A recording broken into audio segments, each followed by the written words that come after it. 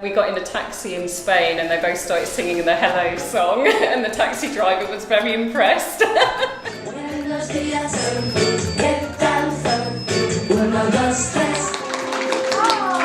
I always believe that the sooner you get a child introduced to a language, the quicker, they're like sponges at this age, they'll pick everything up. My little boy Dexter's been coming since he was about 10 weeks old.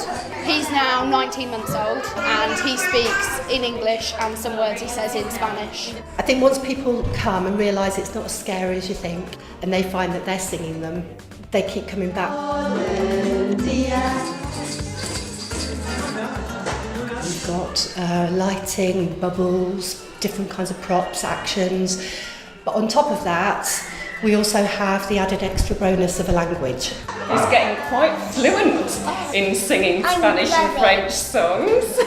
Parents or whoever's coming along are also learning with their children and just having a fun experience as well.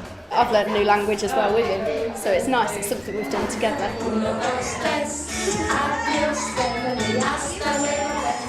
One of the little girls that I teach in a nursery, she's just gone to school and they just started doing Spanish and she started reciting, saying hello, goodbye, she could count to 10, which, she's 4, it's great.